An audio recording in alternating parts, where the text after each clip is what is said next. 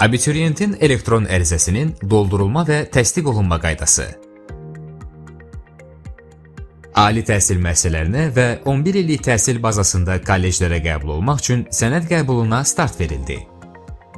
Sənəd qəbulu həm cari, həm də əvvəlki illərin məzunları üçün martın 5-nədək aparılır.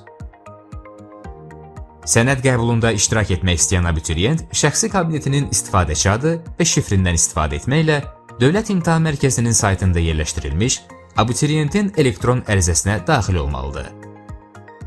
Şəxsi kabineti olmayan abituriyent mərkəzin saytında şəxsi kabinet bölməsinə daxil olub kabinet yarada bilər. Şəxsi kabinet yaratdıqdan sonra abituriyentin elektron ərizəsi pəncərəsinə daxil olmaq lazımdır. Açılan səhifədə abituriyentlər üçün zəruri məlumatlara keçid yerləşdirilib. Abituriyent elektron ərizəni doldurmaq və təsdiq etmək üçün abituriyentlər üçün girişə daxil olur.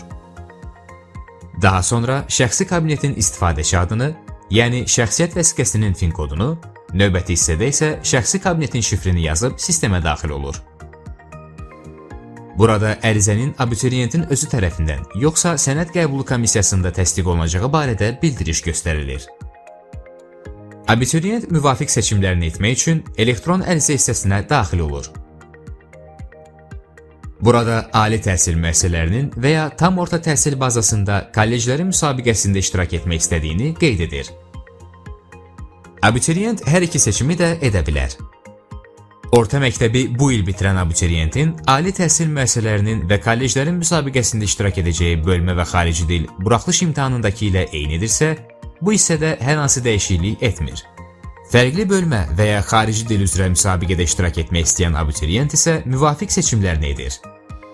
Əvvəlki illərin məzunları isə imtahan verəcəyi dil və xarici dili özləri seçirlər. Seçimlər edildikdən sonra elektron ərizəni yadda saxla və elektron ərizəni təsdiq et düyməsinə basılır.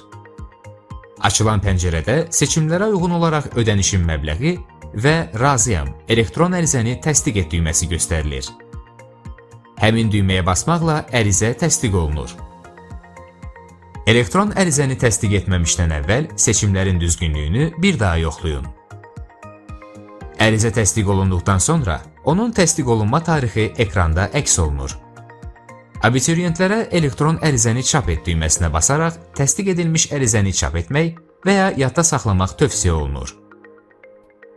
Ərizəni təsdiq etmək üçün ödəniş etməli olan abituriyentlər şəxsi kabinetin ödəniş üsulları bölməsində qeyd olunan üsullardan istifadə edərək şəxsi kabinetlərinə müvafiq məbləği əlavə edə bilərlər.